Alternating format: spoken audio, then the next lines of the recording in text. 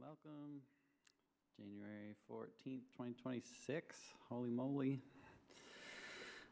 Let's call this City Commission, Historic Preservation Commission meeting to order. Roll call as listed. Kayla? Here. Fred? Here. He said here. Nora? Here. Myself, President Dusty. Here. Melissa? Here. And Patrick? Here. Full house. Are there any changes to the agenda for this evening? I know Pam wanted an extra minute for the O'Connor Fund report. But I don't have any changes. I thought that Sharon might be here, but I will attend to her report at the end of the meeting. It's the last report of the meeting. Otherwise, no other changes. No changes. right. I might have a change. Lewis, I had mentioned about talking about the Sexton Lodge, not that, Friends of Historic, oh my God, Friends of Historic Kalamazoo Cemeteries. Is that something we want to cover in the cemetery portion, or should that be a separate agenda item? I think I can, if you want to pull it out, you're more than welcome to pull it out. I think that if people want to make a vote on something during that, they could certainly elect to do so. It doesn't quite fall under the current goals of that committee, but I can talk about it then. Yep, sounds good. All right. Motion to approve the agenda for this evening from anyone? I move to approve the agenda.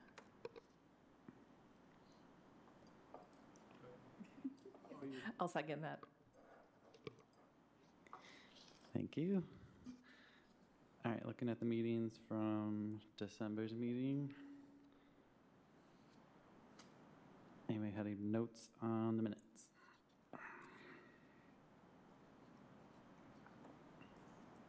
I noticed a couple of T's, and I read it real quick, and there seemed to be, I don't know exactly where that was. I'd have to get it up and look at it again. There was a typo with a couple of T's and a couple words there. I think one of them might be E3, second line. It says make out, and it should be make our. Oh, there's that one too. I think it's another one. Let me try to catch up here. And while we're in E, I noticed in 2, the last line, work should be word.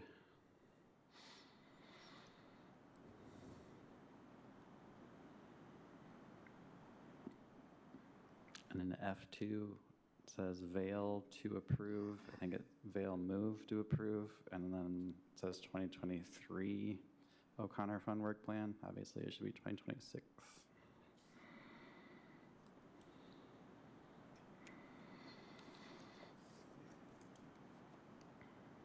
There seemed to be a lot of text in this meeting. A lot of stuff went down last month.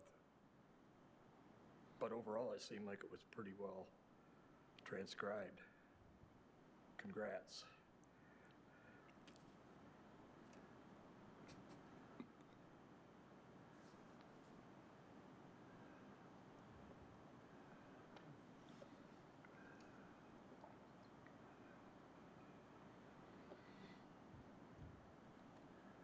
Anybody else?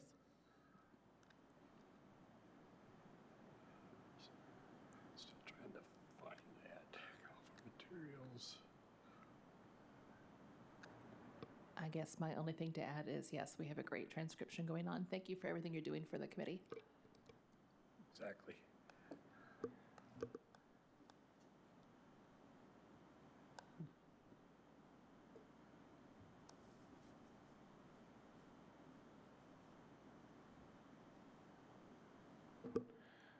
I can move to approve the minutes as amended.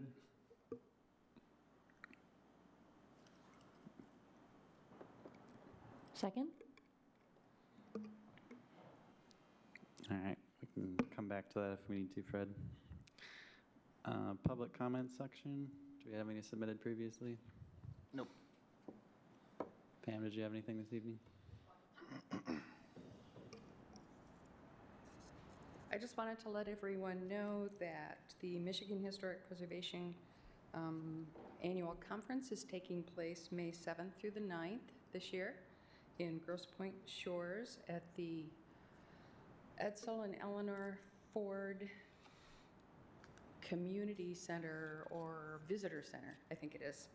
And Luis and I and our advisor from the Kalamazoo Community Foundation are going to be giving a session on the creation of the O'Connor Fund. So I hope you'll be able to make it, and if you're not already a member of MHPN, you should be, and you would be having this information delivered right to your email address. Thank you.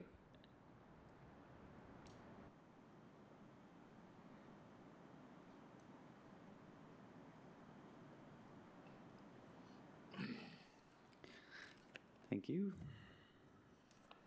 Takes us into the reports. First, we have financial with our lovely spreadsheets as usual. Lovely, lovely, lovely. And it's, sorry, I'm trying to look up the exact location of it. Edsel and Eleanor Ford House, a national landmark, it says, which is in Grosse Pointe Shores. They called it the Detroit area last year. Wasn't crazy about that. Kayla and I also will be on a panel together next year. Next year or this year? This year, excuse me. I'm still stuck in 25. Sorry. We're not planning for 27 yet. 26. Seems weird to say.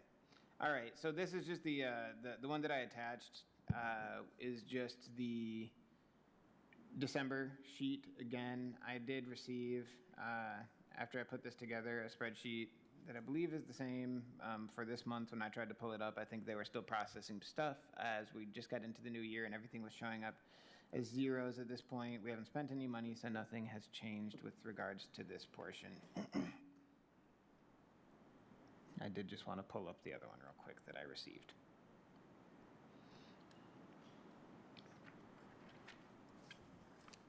I think it's going to take a little bit too much time.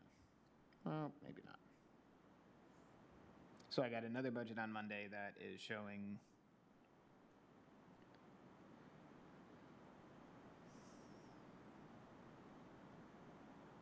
the same numbers. So it is right. Like I said, when I tried to run one by myself, they just haven't updated the stuff, so it was all rolling over zeros, and that obviously was not right. And then someone from the finance team sent me over an updated spreadsheet, so we were good. Any questions there?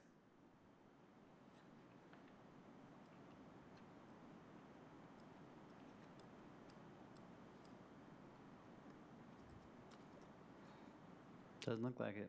Awesome. I will say that I have taken out my spreadsheet O'Connor Fund report because Pam always puts the numbers in her report. Thank you for putting the numbers in your report. So we'll get down to those ones. It's not coming right after now. It's going to be in a couple reports. So just in case people are wondering where my lovely spreadsheets are, they're gone.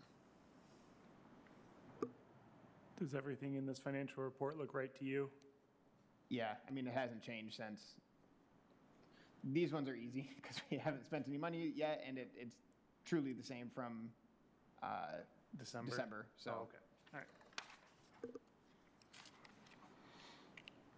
Thank you for asking, though. And yes, this is an easy one. So. All right, that takes us to Preservation Month. We've got a report here submitted by Nora after our meeting. Yeah, so as the report describes, we met as a subcommittee and actually ended up sort of accomplishing both of our, both A and B of Goal 1, which is exciting. The update for that is in blue. We plan on, in the next few months, sharing the rubric that we will use as a commission to judge the nominations that are submitted, so just be prepared for that. And as you can see, Goal 1 is really focused on kind of preparing for the award to go live and kind of intentionally thinking about marketing this year as well. So we'll also maybe be asking the commission to talk with people and encourage them to come celebrate with us in May at the awards. So if you have any questions about what we've outlined here, feel free to let us know, but otherwise it's pretty straightforward. Any response yet from the city side?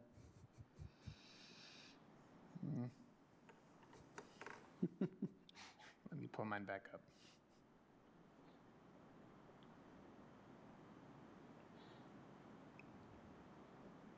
Or I guess a response from, Marketing perspective. yes, so we sent over the email to say, hey, can we set up the meeting? And then they said, yes, we're more than welcome to do that. So we just need to, I can't remember if I put dates in that last email that I sent out to you or not, but we will get one set up. They're more than happy to do that. So positive on that end.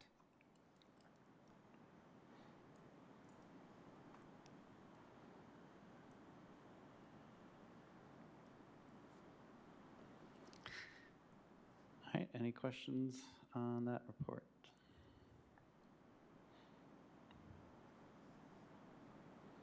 Next, we take tours through the city. Very nice segue.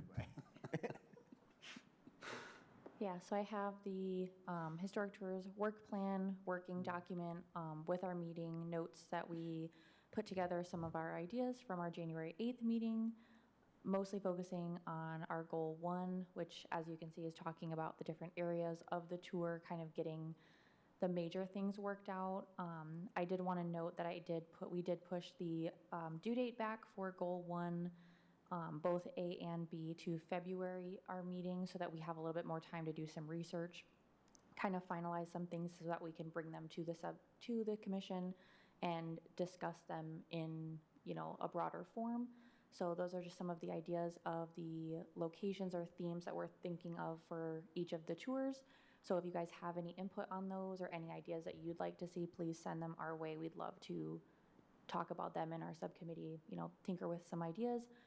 Potential mediums as well that we're kind of talking about. I think we're leaning more towards electronic at this point just because that will be easier and we could always turn it into something physical later down the line. And then as of right now, we are planning on having the tours be a revenue source for the O'Connor Fund. Again, working on that for February meeting so that we can get a little bit better of ideas of how we could best go about doing that on a digital format of the tours as well.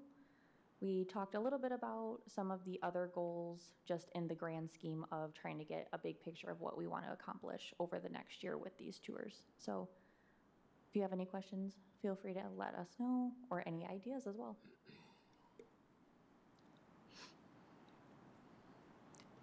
You said Clio doesn't allow for payments, is that right?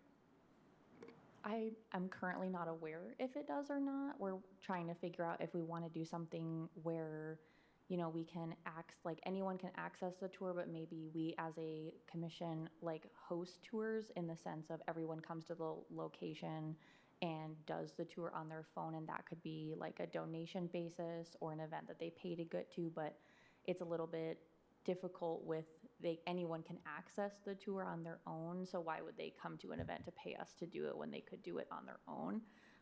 I think Dusty had sent one that she has a little bit of experience with that we could possibly use, as there might be some options there for a revenue source or being able to pay to access the tour, which would help us with our revenue.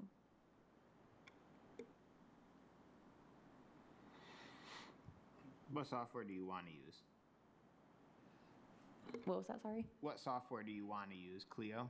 I think I'm personally more experienced with that one, so that's the one I'm leaning towards, but definitely not going to shy away from any ones that might fit the needs of the commission better.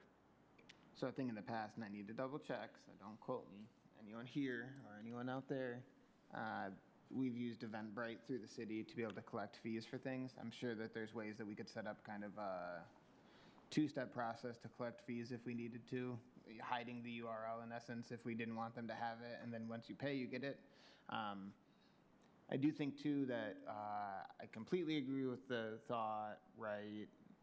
I can think of myself, if I could just go do this tour by myself, why would I pay to go to it or anything? But I think that there was a sense of community that was certainly fostered by the tours when I would see them being led by Lynn, for example. I think that some of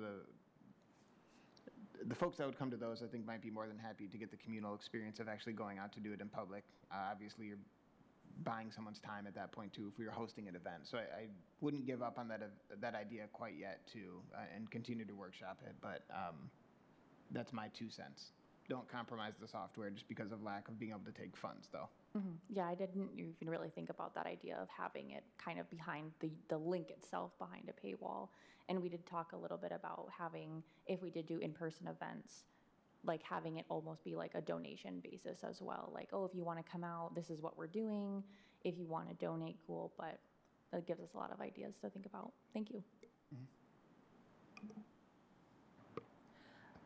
I wanted to quick add also that Clio is something a lot of us don't really know. But when you poke around in there, there's a lot of groups that do use it for these kind of historic tours. So in the community, it's known. I think overall, I've referenced it, and people out in the world have said, what are you even talking about? Which is what I said to Melissa when she first mentioned it to me. But it is a great way to network with other kinds of tours. So I do think it's a great place to house things. It just, yeah, I think that a paywall might be an interesting, thing, but just, I really support the idea of having it there because it becomes part of a network. Yep. Lends some legitimacy to it because it looks like a lot of folks use it. So I think that that's the right path, for sure. All right. Brings us to the O'Connor Fund report.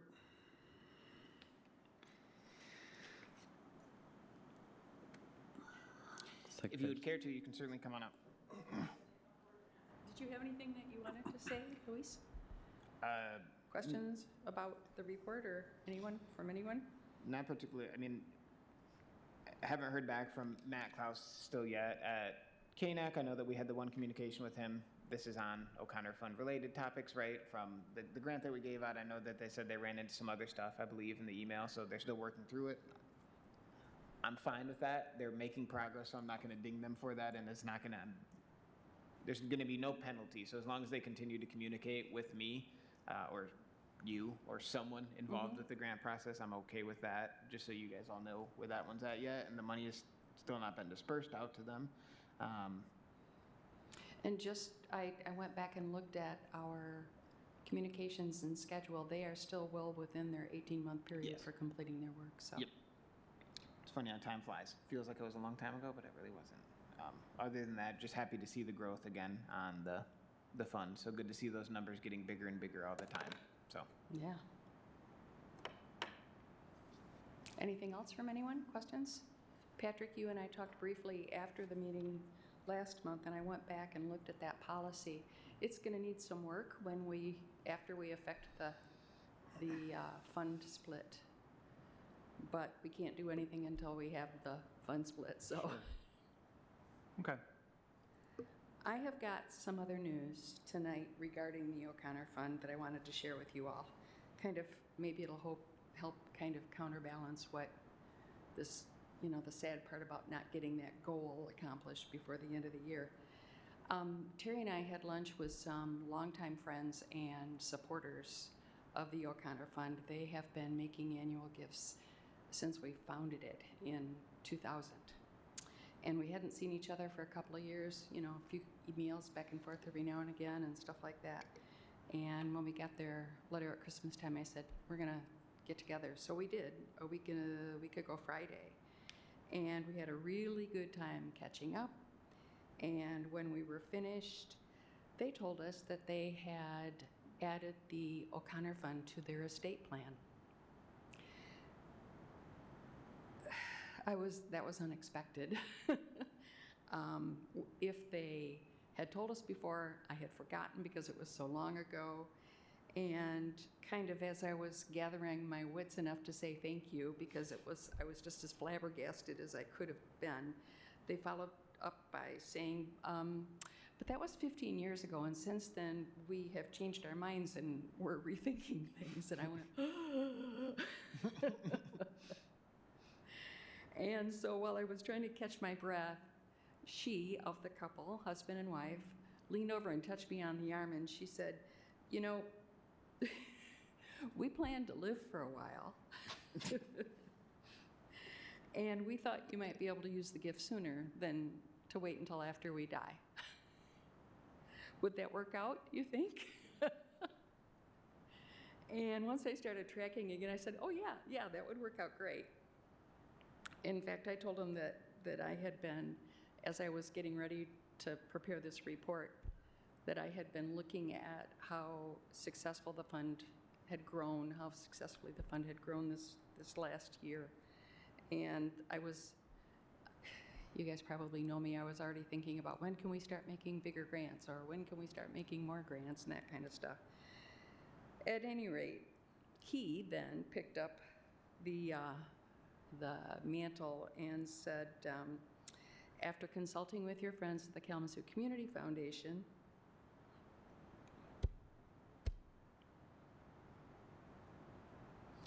we've decided to make a $100,000 gift to the fund for 2 years. The fund today is worth just a little bit under $700,000. This is going to bump it up in today's dollars. If it were in the bank right now, that would be a bump of almost 15% in value. So it's going to make a big difference in our future. Yeah, I need to go now. Thank you. I feel like we should clap, but I don't know if that's what Please, register yeah. well. What? Yeah. Good job of like building the suspense and then telling us. So I applaud you for holding it together for as long as you did, Pam. I did not know before this either, so that's huge. Obviously, thank you to those folks who have made that donation. Inching closer and closer to $1 million, every day, right? Which I think is something that is amazing, right? Even when I had started, we weren't at $500,000, I don't believe. So we're going faster than incremental progress. We're taking leaps and bounds towards $1 million, which is huge, right? To not only be, you guys are probably sick and tired of hearing it, but the only group in Michigan that has this kind of thing, but then we'll probably be the first in Michigan that also has something that's worth $800,000 or close to it, and we'll also be the first that when we get to it, it'll be worth $1 million as well. So Make sure you include that in your presentation that you guys give MHPN. make sure to include that in the presentation to MHPN. So I'm sure you are. I think that's a huge deal. So yes. It was a great report. I think it's going to be hard to follow up. But I know there's some time until this, but would acknowledging them at, say, our preservation event in May be something that they would appreciate? Is that, I don't know if they're those kind of people. Some people don't like that. Some people do. Okay.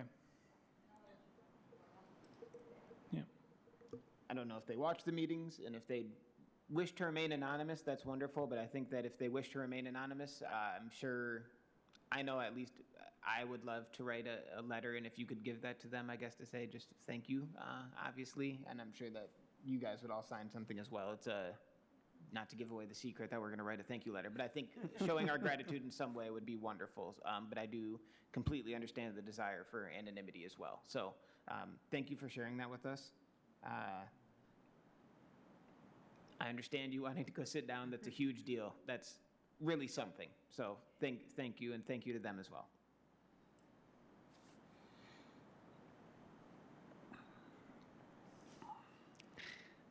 Next in the packet was your staff report, but I think that's supposed to be later, right? Mine? Yeah. Cemetery report. I'm sorry, Dusty. It was just a blank one that I okay. didn't take out. Wrong heading. Sorry. Okay. I was actually going to ask you if you would like us to use that kind of format for reports, or if that was like a placeholder for something else. No, it automatically generates it every Cover sheet. time, but you Okay. have to take it off every time, and I Okay. often forget to take it off every time. If you guys want to, you can certainly use that way. It like generates it for us. So there's like forms we can fill out, and then it automatically generates I'm guessing they're PDFs of those reports. If you guys would like to, you certainly can, or if you'd like to have your personal flair on your reports, they all are fine to me. So whatever format you guys want to use is fine. Sorry that it's preceding yours, and I think No, it's fine. Community I like engagement also has one. templates, so maybe I'll poke at that. Okay. Yeah, so I just, I defined some more goals for us. I don't know how far you want me to read into this. I am going to, with these publications for the cemetery, introduction to Kalamazoo cemeteries, I think is how we can describe that. I do want to focus on Mountain Home, Riverside, and Southwest Edge Park, because I do think those three have some really unique things that the average person visiting might not know or understand what they're looking at. So that's the whole focus of these probably 2 publications, is to help people have a reference for what they're looking at when they walk through a cemetery in Kalamazoo. So it's very specific to what we have here. So that's, my due date was hit for that first goal. Next month, I do plan to determine this is kind of a fudge goal, I think, determine the medium for the goal. My goal is still to have a pamphlet that you can put in your pocket and walk around with, as opposed to a bigger, I do think there's definitely room for, whoop, did I pop off? I did. There is room for a bigger publication. I want to be a good steward of our funds, so my goal for my budget that I'm asking for is $500.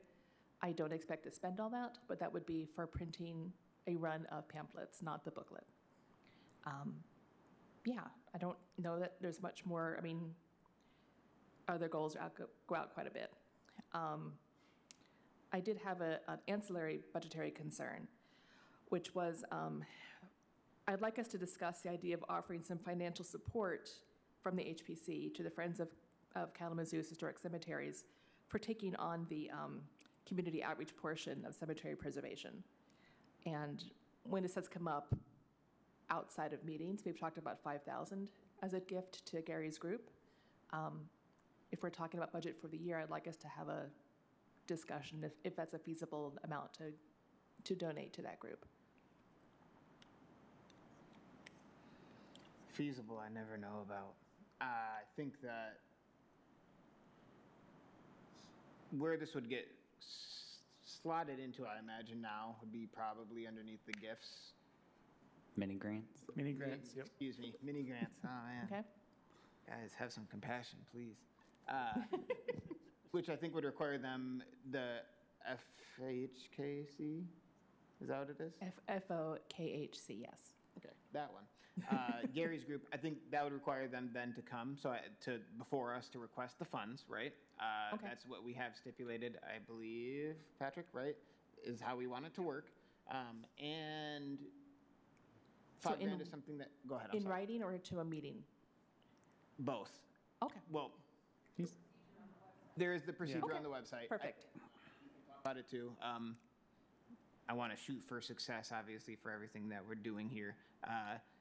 If Gary can't make it, I think we can Yeah, work it out, right? definitely something in writing, whether they come or maybe you present on their behalf. Okay. I mean, he has been here before, but. Yeah. Yeah, but he's a snowbird, so he'll be back in April. Okay. So, Then we'd want to think, and I can't direct folks for when you want to abstain from voting because of conflict of interests as well. So just something to bring up when you want to schedule the vote too, so you can make sure that you have to look into your heart of hearts and determine whether or not you want to abstain from the vote. So I think that would be the more appropriate course of action. Well, that is what we've stipulated as the course of action, because this would be qualifying for a mini grant. This is the path. I'll rephrase that. This should take the mini grant path, right? It does Okay. not qualify for our grant program, normal grant program, because it's not tied to a building or preservation planning per se. I guess you could say it is. The way that you're looking at it, it's more of the mini grant. Those go up to $5,000, so I think that is the path.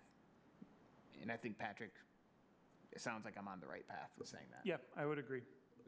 okay, thank you for that guidance, and I will work with him to get that underway. Thank you. And me too, if you want to send over drafts of stuff, we can Yeah. look.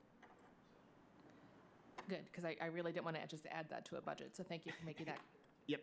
And I think that's my report. Sweet. Thank you much.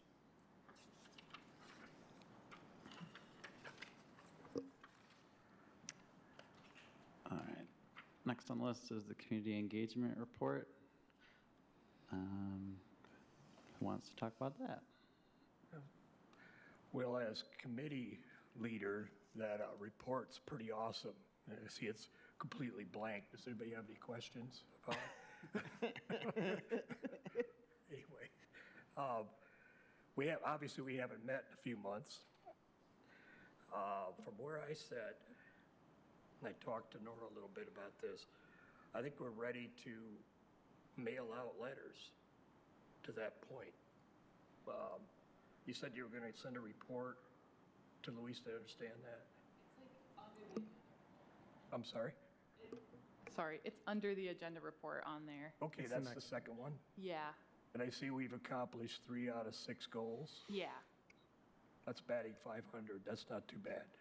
But yeah, the CU looked like a very hard goal to accomplish. And I think we're doing it through mailing letters out, if I understand that right.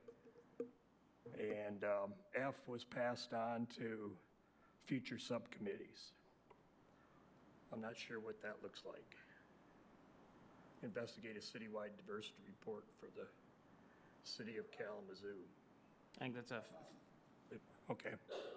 fancy way to punt Which a little committees, bit, right? what committees is it being passed on to?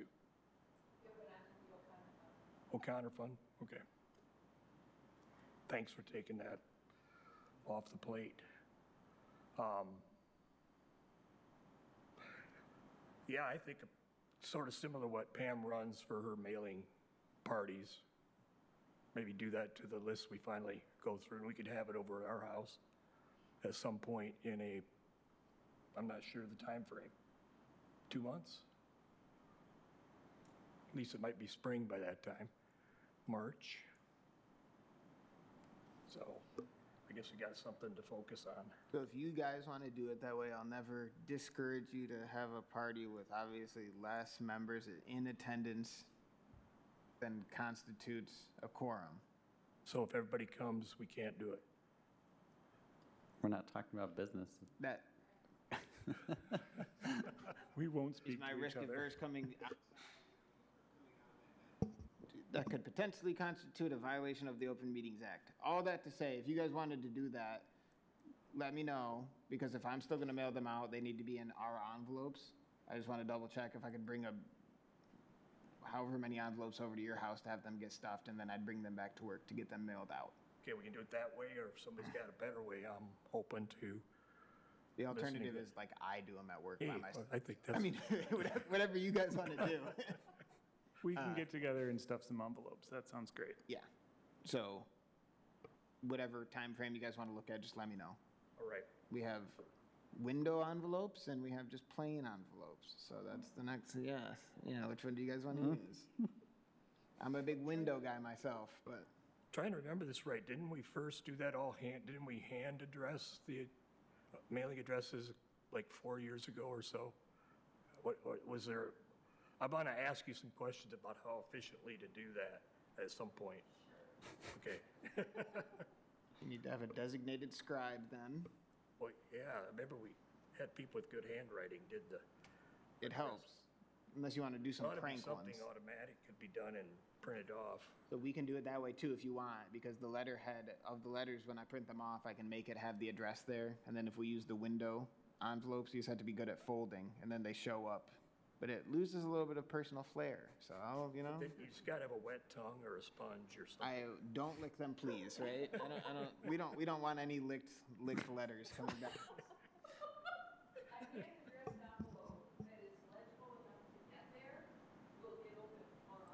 Oh, yeah, good point. Good point. Okay. So I'll probably get in touch with the members of the committee about setting that up and moving forward. Everyone get out there, get out your penmanship books and start working on it in preparation. No, this list looks good. Both lists look good. I think I admittedly get a little bit confused with both lists coming, but you sent me an updated list recently too for the workshop. They look like they're pretty much good to go. I put it in to something that I had in my email. I don't know. And it made the mail merge, so we're ready to go. So I will get them realistically probably next week is when I'll get the workshop one sent out. Same thing for this one though. If you guys want me to, I can print them and bring them over to you guys, and then we can, you guys can get them folded and put them into envelopes. I don't mean to take away from the party sense of this all, so just let me know. What if we partied in different parts of the house, different rooms? Would that? Not prepared to speak to that. It's my stock response, sorry. It's the host's prerogative for the vibe. All right. If we're all set there, Luis included, is that the full list for 2025 Yes. for the Section 106 reviews? I'll give you guys the obligatory rundown once again, as we do every year. City of Kalamazoo is fortunate enough to have a programmatic agreement with the state and some other folks. MISTA, or I can't remember exactly who it is, so I'll just call it the state. That allows me to review Section 106 federal funds that come from very specific places, though. So HUD and HOME are kind of the two big ones. HOME is an acronym, HUD also an acronym, Housing and Urban Development, and I cannot remember what HOME stands for. Either way, it allows me to review when these funds are spent in the city of Kalamazoo, which saves a lot of time, right? Usually they need to go back up to the State Historic Preservation Office. Just the transit, I think, even the electronic transit of those documents getting sent to the state, I think would put a lot of extra time into the process, right? So having this set up for as long as we've had it set up, which is over 20 years now, I think, is great. If you guys maybe recall, 2025 is when I finally kind of got the programmatic agreement renewed as well for the city of Kalamazoo. I, along with a lot of other people, I will not take sole ownership for that at all. Lots of people helped with that, at SHPO, at ACHP, at Gun Lake Tribe, and lots of other tribes as well I reached out to. That's what allows us to do this work, and that's what allows us to make sure that people are getting critical repairs done on their homes. That's what the 106 review process is. This document is divided into two separate portions. The top portion is properties that were National Register eligible, or that were, well, yes, they're all National Register eligible, so they have a little bit more review that's given to them. I believe there were 17 National Register eligible projects that happened in 2025. Not that many, right? The next portion, where there's 99, I wish we would have got to 100. One more would have been really great, but I'm just a completionist round number guy like that, are things that did not need my review. So you can see that there's a lot more that don't need my review than do need my review, right? You'll see that there's like three main groups that we work with. CHW's Community Homeworks, KNHS. I think they've actually like changed their name to KNHS, but that's Kalamazoo Neighborhood Housing Services is what that used to stand for. Senior Services, also known as Milestone Senior Services. This work, if you guys are thinking, oh, this kind of sounds familiar, the work that's being done here is almost exactly what we were doing when we gave the money to Community Homeworks 2022 and 2023, around about there. I can't remember the exact years. 23 and 24? Okay, so it is almost exactly parallel to that work, right? We're trying to make sure that these little things are what people might perceive as little things, but they're big quality of life things, right? Like a water heater or a furnace, they get taken care of, and that's exactly what this work generally is. Critical home repairs, again, keeping people in homes. I can't state enough how important I think it is that we get to do these reviews in-house because it really cuts down on the review time, right? I think any time spent without a furnace is not going to be fun, or any time without a water heater is not going to be fun. So we're cutting down that wait time quite a bit. The other projects that we generally see that pop up on these are things like lead paint remediation, which I usually really try to work with folks on to say like, okay, we know that we can work within the boundaries. There's a bulletin that was posted by the feds that says like the intersectionality of lead paint remediation and historic preservation. So like they're very well aware of it. The feds are, and that this is federal money regulations. We've seen roofs go on a lot, and then there are some times that the money is used for demolitions as well. Not a lot of those are happening on, National Register eligible properties sometimes, but generally that does not happen because there are a lot of stipulations included in the programmatic agreement when CDBG funds, the funds outlined in this document, are used for demolitions. Any questions?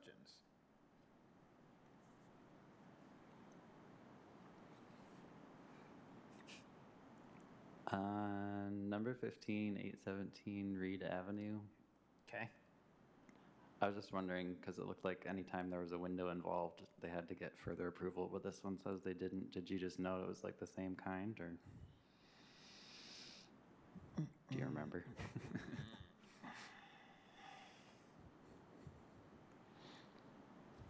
If I pulled up the house, I can look into it.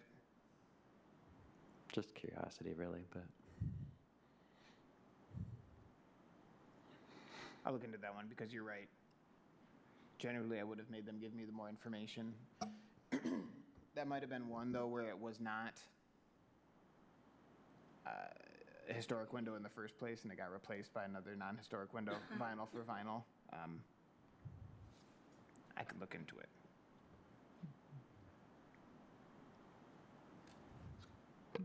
How long does it take you to do these reviews? I think that's like a loaded question. Like, how long does the paperwork take? Almost no time at all, generally. I mean, usually, you can see a vast majority of these are not National Register eligible, right? Even if it is National Register eligible, the paperwork does not take a lot of time. I think that what takes the most time is seeing the project all the way through to the end. So if someone's saying, like, it's wild to me how long, just with all the paperwork, some of these things can take. So that's, again, adding the state into it would take a lot of time. Some of these will come in a lot, way before I even ever see them, right? Then by the time it gets to me, I'm going to kick it back if it's National Register eligible. If we're using something like a window, for example, I'm going to kick it back to them. They're going to get it. They have to go window shopping, then come back to me. So it's the continual hand-holding for that changes the project timeline, generally for those. I think that then there's a lot of project guidance that we can give to folks. You're going to see like the term Appendix C pop up a lot, and that just means I don't need to review it because we wanted to have the foresight to say like, hey, let's just get some of these through. Roofs are something that are always going to be Appendix C, or furnaces are always going to be Appendix C. The hand-holding, and I don't mean that in a derogatory way in any capacity. I don't think a lot of people, I don't even think a lot of preservationists, there's a lot of folks, I'll say, that are not familiar with what Section 106 is. So I think the hand-holding is really what takes up the most amount of time to say, like, hey, guys, you do have to follow these rules. Let's make sure that we're coming to the best. We want to get to the best endpoint where folks are still happy in their house, but we also realize the federal funds are being spent. So it could take weeks. It could take months for some of them, I think. We put in, and I think that folks will ask me too a lot of times, like the rules for a demolition as stipulated in the programmatic agreement are rigorous. An engineer needs to be hired, an architect needs to be hired, it needs to be noticed in the public somehow.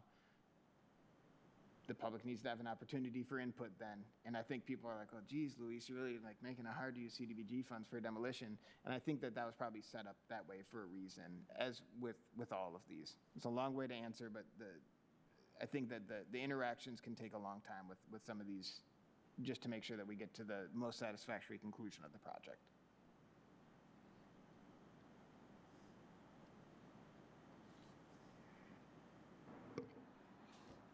any other questions for Luis? It's riveting stuff. Come on, guys. You guys think this is riveting? Writing the programmatic agreement was super fun. That takes us to the water tower report from Sharon. Doesn't look like she's joined us. So Luis, what do you want to tell us about this? What a journey this one's been. I guess I'm just going to come right out and say it in the beginning, terrified of heights, and I think I'm going to have to go up there. So just want everyone to know, lighten it up with some humor there, because I do not really get backed into a corner, because people are going to be like, you're the preservationist, go on up there, and I'm a little bit nervous about it. Sharon has been keeping an eye on this pretty closely, and I think that we noticed extremely quickly this was not a very open and shut case of, first of all, property ownership, right? I assume, well, I know that Sharon outlined in here like the ownership kind of maze that we're trying to go through.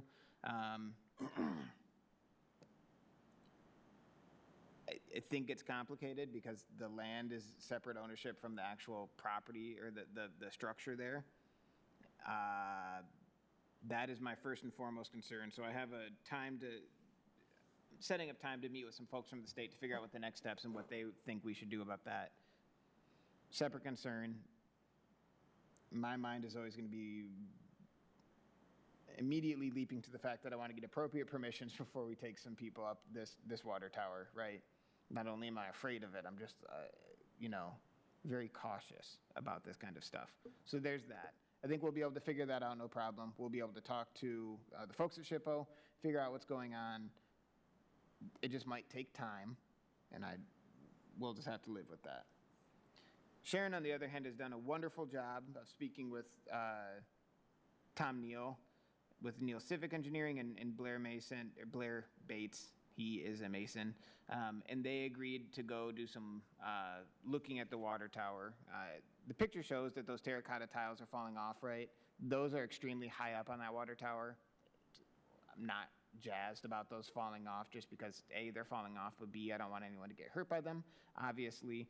And if you have masonry failing like that, there's something that's going on elsewhere. We need to address what that is. I want to address what that is before it gets to be a bigger issue, obviously, right? Blair and Tom agreed to go up and do a report for a full day's of work for us for $2,500. That's exceptional, I think. I'm really pleased that they offered up their services for something like this. They worked on this in 2007 through 2009, Sharon said. This was before I was here, obviously. It's great to not only have the folks that worked on it before going back up there, but it's great to have those two, I think, just in general, going up to look at it. So $2,500 is what's being asked for there. I don't know how, yeah. I've got two questions. Yep. First, does the water tower serve any functional purpose anymore, or is it no longer functioning as a water tower? No longer functioning as I know. Yeah, it's just yeah. Would us funding this open us up to liability if something were to happen during the inspection, since there is no clear chain of ownership here? My answer is I don't think that we're going to be able to move on this. I'm not comfortable stamping it. I'm sorry if Sharon might have a different idea on this one than me. I'm not comfortable moving until we figure out who that ownership rests with. The way that it comes down to is that this is extremely complicated is what I'm guessing. The water tower sits on land that's owned by Western. So if you pulled up the GIS, you'd see that Western owns this property. Got transferred a bunch of times, and if I say something, I don't know if you know anything about the ownership circuit that it's taken. SHPO had it at one point, and I don't think that SHPO wanted it anymore. I think that SHPO divested of all its properties. When that happens with an entity at that level like SHPO, I think it had to be an active legislature for them to get moved around. So digging through then to look through all those sounds like it became very arduous for attorneys with SHPO to do. Again, until we get that figured out, I really don't want to say hey, let's send some folks up there. Liability was obviously on my mind as well. I don't know if that's the super popular opinion, but that's my opinion, I guess. So, yes.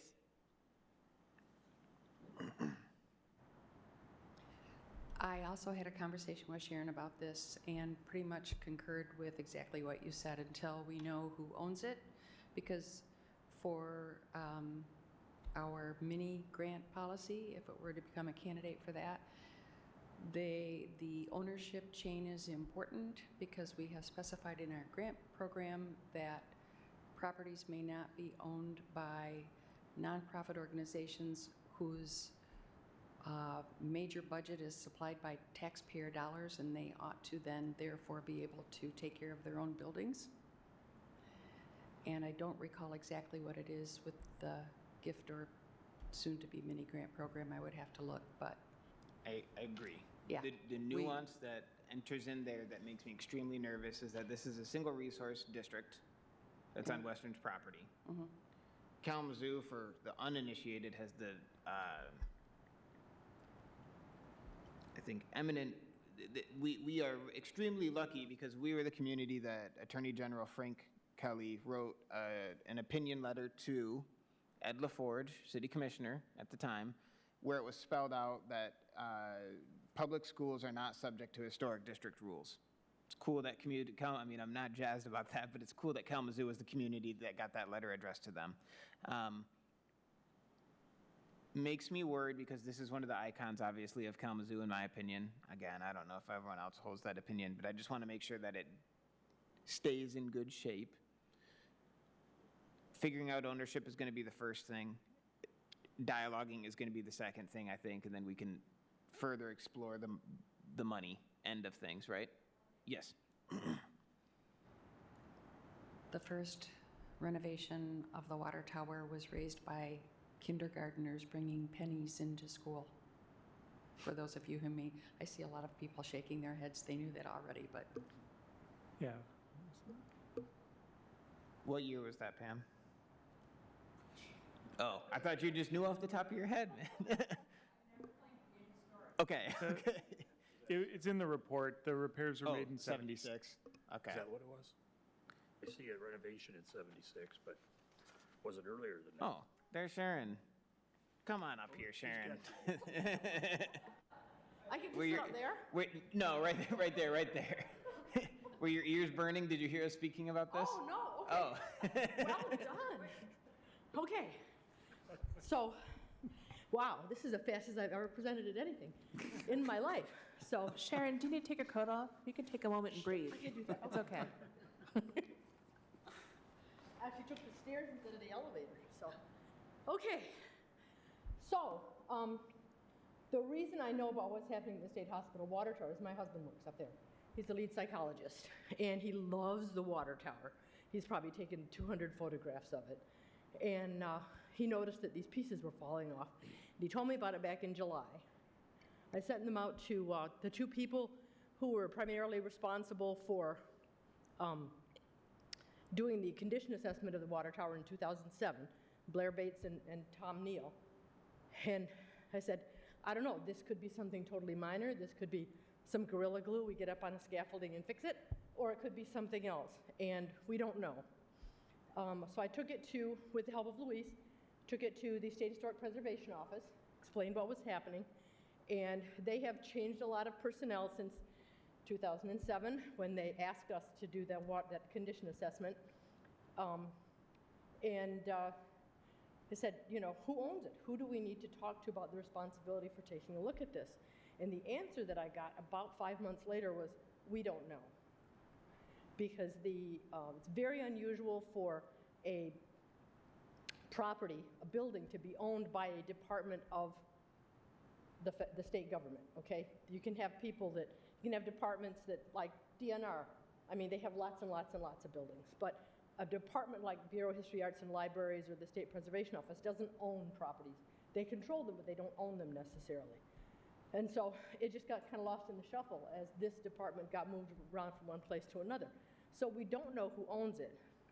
My concern, and the reason I brought this issue up to Luis, is that if it is something that's going on that is going to continue causing damage, and that it could be causing serious damage, if we can catch it soon, if we can catch it quickly, it may be something fairly easily repaired, okay? If we have to wait until they figure out who owns it, and then who wants to dodge the responsibility for it, it may be way too long. It may just be too long to, not too long, but anyway, when we did the condition assessment, they very clearly said that this building should be fine for another century if we can keep the roof intact. And I think what may have happened is there may just be a small leak in the roof that has been accumulating. And as anybody who knows roof leaks, it may start one place, but it may not show up until another entire place on the roof. We just don't know. So I've talked to Blair and Tom. They're willing, they put together a condition assessment, not a condition assessment, a proposal to do a quick look, one-day examination to try to figure out what the source of this damage is. And they're talking about it costing about $2,500. That would be for them to do the assessment and to write a report for it. That would be waiting for the state whenever they decide who owns it or who controls it or whatever. They would know what needed to be done next. We wouldn't have to be delaying for this.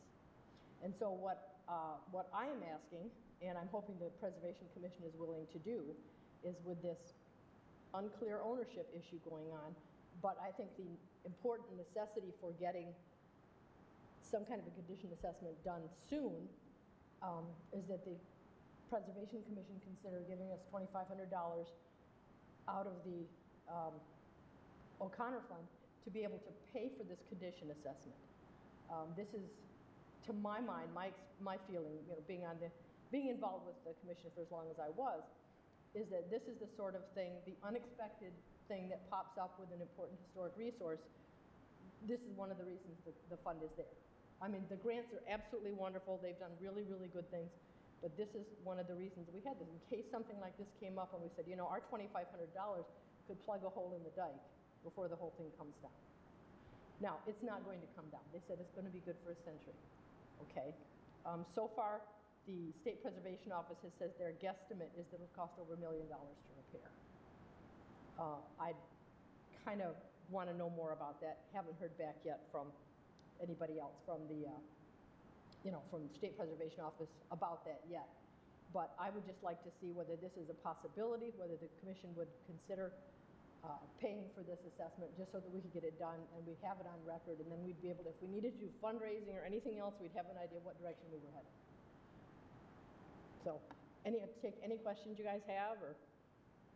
We did have a burning question about the kindergartners that had raised pennies for what year was that? That was 76. Okay. It was one of the projects that was not unlike this year, the 200th anniversary of the United States. They got a little bit of funding from the Bicentennial Commission as well, but a lot of it came from the usual donors in Kalamazoo, and then a lot of, I mean, they were making lemonade and doing fashion shows, and You guys all could do this. yeah, too. and kids were taking milk cartons. Remember how the UNICEF used to take the milk cartons around with the little slots in the top for people to give money for that kind of thing. That's what they were doing. And that wasn't just the kids raising $200,000. So. You walked in right when that was. Oh. Okay, well, Perfect there's your answer. There's So your I answer. wanted to know if your ears are burning, you heard us talking about you. So I got an email back from Martha today. Okay. Of all days, right? So I'm going to meet with them the 20th next week to further talk about this. She emailed me after I emailed. We had an email thread after we talked the last time. Mm-hmm. I don't want to lay all the cards on the deck, I guess, but again, they were kind of saying like the state can't move forward on anything until they figure out ownership, and I want to figure out what that means completely for. Mm-hmm. I want to figure out what that statement means. Right, right. Right. Hopefully, it is a very simple and minor roof thing that just needs to get addressed. Yeah, we just want to know what it is. I mean, if it's something simple, if we could, find an extra $700 and get the roofing company that's been helping to maintain the roof since 2007 to go up there and slap some tar in exactly the right place, and while they figure out the rest of it, that's, to me, that's the thing is, but if we don't know what's causing it to begin with, we won't have any idea if we're headed in the right direction. And this is, I mean, as my title at the top says, this is the icon of Kalamazoo. When you fly into Kalamazoo, you see the water tower, you know you're home. When you come up Stadium Drive, you know you're home in Kalamazoo again. So I think it's really, really important that we do something for right now. At the very least, I think it will show the State Preservation Office that we are very serious about this project and this building. It's not just something that's, cute, or that's, it's not like the Elephant in New Jersey, the Elephant Hotel. This is something that's very important to the character of Kalamazoo. Anything else besides the pennies? I just feel like I need to speak up for Lucy. Yeah, well, I didn't know you were anti-elephant Oh, no, buildings. no. But I think that's a fairly good comparison for something that is beloved by the local people. And no, you will not go there if you don't eat your vegetables at dinner. And Elvis did not live there, despite the fact that the previous supervisor of the hospital, superintendent, used to tell people that when Elvis was between shifts at Burger King, he lived in the top of the tower. So, yeah. Crazy about that one. And it was never used as a social worker told me once that that's where they used to put the hardest, the worst patients. And I said, no, it's a water tower. It's really just a big empty tank, but a really cool big empty tank. It is. So. It's better than Ypsilanti's. There's no arguing there. Any questions from the commission? It was used on the brochure for MHPN when we hosted it here, so it's definitely an important landmark. Twice. Yep. Yep. It's kind of similar to the Sexton's Lodge discussions we've had about, do we hire contractors ourselves for city property, but this is unknown property. Yes. Does the quote involve insurance for their going up there? Because I think there's some concern about liability issues. My experience in the past was that because it is on state property, the tower and all the land around it is owned by the state. It's controlled by WMU, except for the tower itself. Okay, so the liability for that would lie, it's already there. I mean, they already let people go up there all the time to make repairs, or go to the top of the roof of the main building to make repairs and stuff. So I think that liability is not something that we as a commission, or that you as a commission would need to worry about. The people that are going up are professionals. They carry their own liability insurance, and they know what they're doing when they go up there. Yeah, So- I agree that this is a good thing for the O'Connor Fund to support, but I do have concerns about, are we exposing the O'Connor Fund then because the O'Connor Fund would be the one contracting. I would have concerns about exposing the O'Connor Fund to the liability. I don't know, that might be a question for the city attorney. Yeah, I'm Or not an for the- attorney, but Right, but I mean, I would want to make sure that that is not an exposure. Okay, and, agree. okay, yeah, liability law is so weird, but, We can draft up something and we'll ask it to the appropriate party. I'll find who to ask that question of. I'm not even going to say ask that question. I'll draft something to send to someone in the legal department to talk to them about liability questions. Right. To make sure. The next question, so liability is paramount. Well, paramount question for me is I know that we were talking to Tom and we were talking to Blair about trying to do this by the end of this month. yeah, I think we're gonna have to wait a little bit. I think just because I'm meeting with Martha, hopefully next week, that's probably going to get pushed a little bit. I'll have more answers after I speak with Martha. It seemed like, Martha, if you're watching at home, you can send me an email and correct me, but it seemed like her pouncing on it a little bit was probably a pumping of the brakes a little bit. So I just want to hear what she has to say before we move forward. And I Okay. just got the email today, Okay. is part one.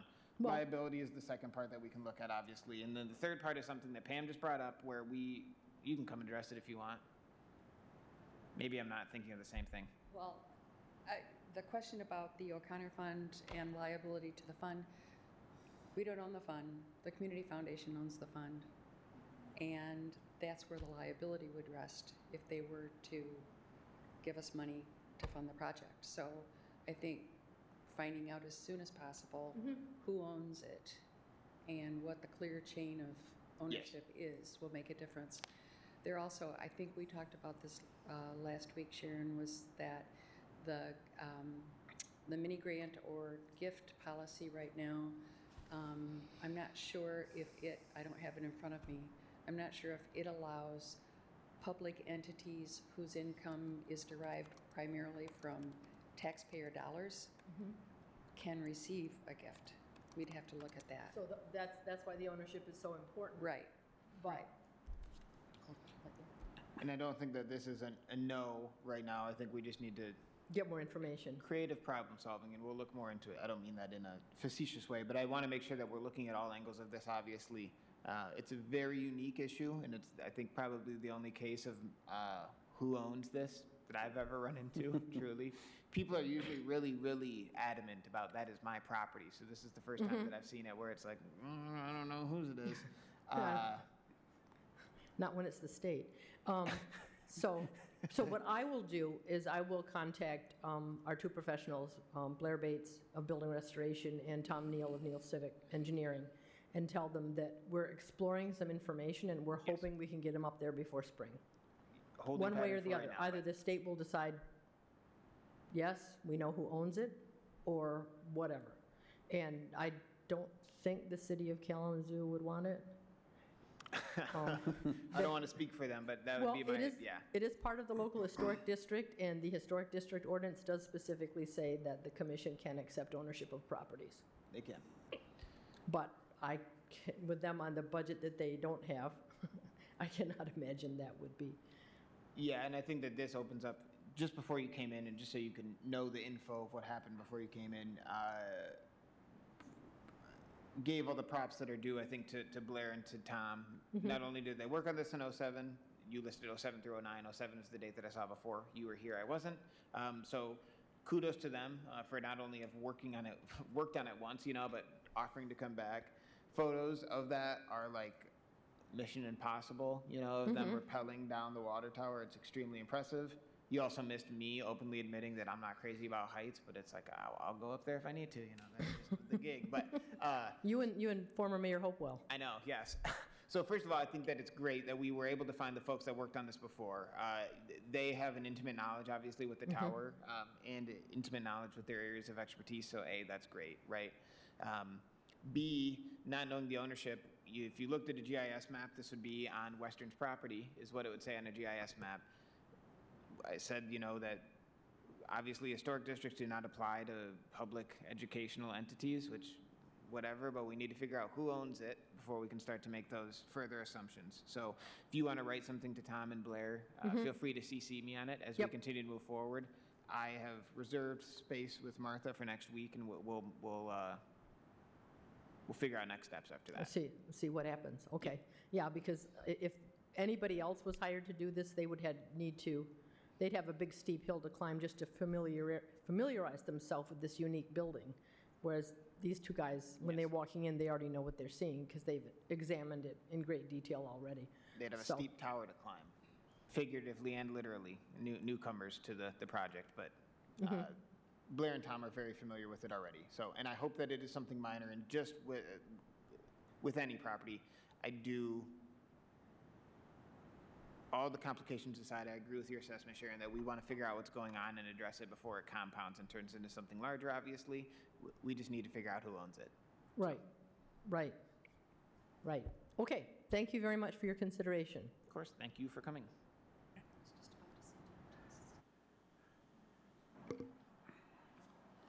All right. That brings us to G, coordinators report. What do you have for us, Louise? Didn't write anything in there, but I have stuff to share with you guys.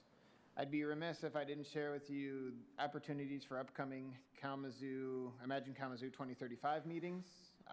So if you just type in Imagine Kalamazoo 2035, it'll bring you to the website that we have on the city. There's a meeting this Friday in Edison, in the Edison neighborhood. It's an after-work thing, I think 5:30 to like 8:15. But there is a bunch of meetings that are coming up, so you can pick which one you want to go to. I really encourage folks to go to these. I encourage you guys as just people who live, work, or play in the city of Kalamazoo to go to these.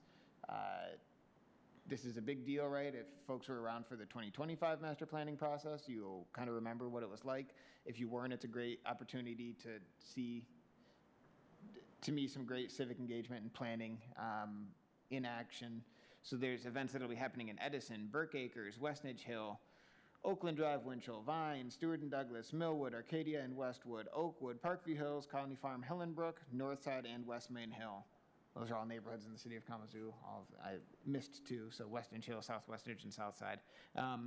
So, you can go to the one that's closest to you. You can go to as many as you want to.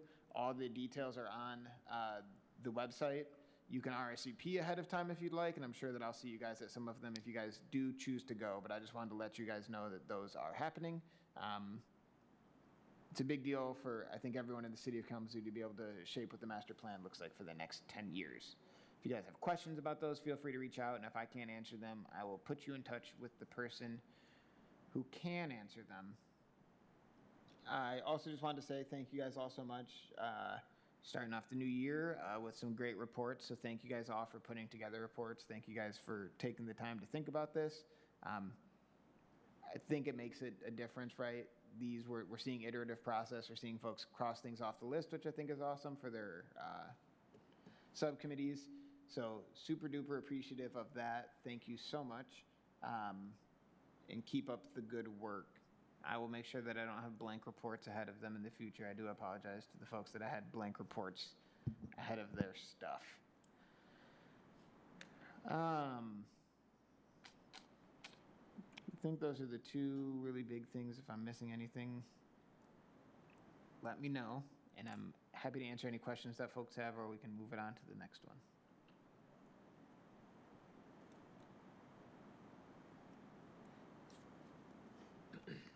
Okay. Brings us to commissioner comments, if there are any from anyone up here. Got a question. Last meeting about the word endorsement, you said you were going to check with the city on that. Did you find any more out about that, endorsing things? I have not. Okay. I will follow up. Maybe, I'll check with Monica and see. It seemed like the board wanted to know specifically how the KHPC can help with the garden bed project that's coming up. And I'll find out from her if she's got some specific ideas that might be something workable there. Support might be a better word than endorsement. I'm sure that someone has a word that they would prefer, so we'll figure out what the word is. Okay. Thank you, though, for the reminder. How about those online minutes? Online minutes still working, so when I meet with the communications team, I'll ask them what it looks like to put them on. I found all of, I think I told you guys at the last one, I have them all. Sharon was kind enough to put them together. So they go back to like 2012, I think, digitally, and I don't know about before that. But when we meet, when Nora and I meet with them, I'll ask them what it looks like to put them up. Any other comments?